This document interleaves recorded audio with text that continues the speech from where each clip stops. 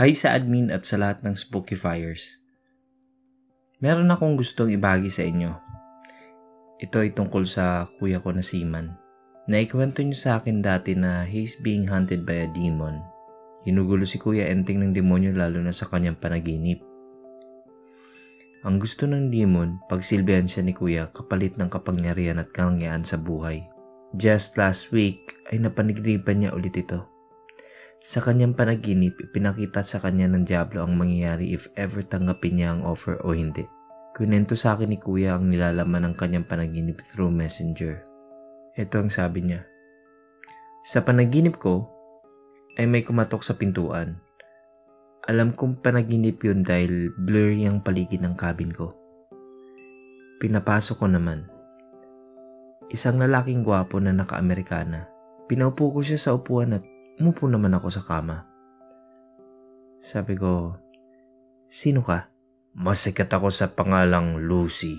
Shit is Satan. I closed my eyes and tried to remember my Latin incantations. Pero, oy, relax. That won't do. Alam mo yan. Huwag mo muna ako palayasin, Indio ka. Close pa rin eyes ko. Tama na yan. Basahin mo. May dala siyang papel. Inabot niya ang papel at dumilat ako. He was so relaxed at nakadikwato pa sa upuan ko habang inaabot ang papel. In fairness, ang gwapo niya. Nang binasa ko ang papel, nag-iba ang paligid. Nag-teleport kami. Napunta kami sa isang magarang lamay. May puting kabaong sa harap ko at lahat ng kamag-anak ko andun. Sa right side ko, nakita ko kayong mga kaibigan ko. Umiiyak kayo at medyo nagbago ng mga face ninyo. Medyo naging matured na. Tumingin-tingin ako sa paligid. Sa left side, nakita ko si Mama at mga kapatid ko. Umiiyak si Mama habang papalapit sa kabaong. Doon ko napagtanto na lamay ko yun. Oo, lamay mo to. Don't worry. You're 40 years old na. Cause of death? Tingnan mo ang daliri mo. So napatingin ako sa daliri ko. Sigarilyo ang hawak ko. Cancer ata kinamatay ko. Nagtingin-tingin ako sa paligid. Yung fiancé mo, nauna na siya sa'yo last 5 years ago. Cause of death? I think you know about her ovary cyst. Makinig ka. You didn't have a happy life. You spend your money on your wife's medication and your medication, of course. Namatay kang walang anak at namatay kang malungkot. I see. Pwede ko ba makita ang last moments ng asawa ko? Hahaha, nice try. Papel mo lang ang dala ko at hindi ang papel niya. I'll give you a hint. Nasa barko ka when she died. At oo, naubos ang time mo sa pagbabarko. Naiyak talaga ako dun. Maya, biglang bumalik kami sa kabina ko. Pagpahid ko ng luha, nasa kwarto na kami. O, kala ko ba kaya kang iligtas ng news mo? Ba't ka umiiyak?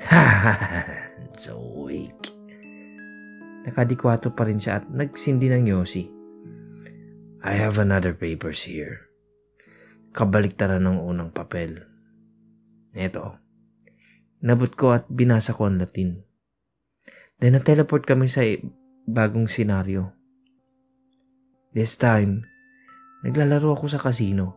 Daming chicks na nakapalibot sa akin. Sunod-sunod ang panalo ko at sobrang saya ko dito. Oh, yosi ka muna. Di ba masarap? Masaya? Talon tayo sa bahay mo. Dila niya ako sa bahay ko. Sobrang gara ng bahay at sobrang ganda. May swimming pool, 4 SUV at 3 yung anak ko. Malalaki na. Magaganda all girls. 56 years old ka na this time and you're a ship captain. Swerte mo dito. Paano mo nakuha to? I wasn't listening to him dahil nabaling ang tingin ko sa babaeng nanonood ng TV. Yung asawa ko, maganda pa rin siya. At napakalusog ng muka. This time, naiyak na naman ako. Ba yan? This is your faith. Alam mo yan. Yung mga spell kaya mong isaulo, basahin mo at mag-aral ka. Hindi ka mahirapan dahil andito naman ako. Well, nasa iyo yan. Kung ano ang gusto mo, think about it, Enteng. Hindi ko tinanggap ang libro at pumikit ako. This time, gusto ko na siyang labanan at ubusin lahat ng alam kong incantations. Kahit magsuntukan na kami. Tama na, alis na ako, pero I'm watching you. Nagbago mukha niya, naging ibang itsura naman, pero gwaping pa rin. Hehe, niloloko lang kita kanina. Kilala mo na ako ngayon. Siya si Pan, kilala ko mukha niya dahil nagpakilala na siya sa akin noon. Asa ka ba na ako si Lucy? busy yun. Sa hanggang dito na lang, think about it, at para sa pagtangka mong gumamit ng incantations para sa akin, iiwanan kita ng magandang alaala. I hope you find your way out. Until next time, Enteng. At na-sleep paralysis ako ng pinakamatagal sa lahat ng naranasan ko. Ay, Diyos ko. Nakadilat ang isa kong mata na nakatingin sa likod niya habang palabas siya ng pintuan ko. Nangingisay ako pero hindi ako makagalaw. Hindi ako makahinga. Dasal at nagising naman ako. At ang pinaka nakakalabot dun, kinausap ako ng katabi kong kwarto at pagkagising ko. Ang sabi niya, ang aga mo namang nagising kanina, partner. Sino yung pumasok sa cabin mo? Narinig ko kasi ang pinto mo bumukas kaya nagising din ako. Magaling ka pala maglatin eh. Latin yung usapan nyo, di ba? Ay, napuwit ako sa ingay nyo. Naiyak talaga ako sa pagkabasa ko niyan. Pero sa ngayon, namamanage ko ang emotions ko. Ayaw kasi ni kuya na umiiyak ako. Anyway, tatanong ko na rin sa inyo kung paano ba mababali ang sumpa. Gustong gusto ko kasing tulungan pero di ko alam kung paano. Sana po ay masagot nyo sa akin. PS, sa mga nakakakilala kay kuya, please don't tag him. Nag-enjoy po ba kayo? Subscribe! Nag-upload po kami ng mahigit sa 3 videos sa loob ng 1 linggo. Salamat!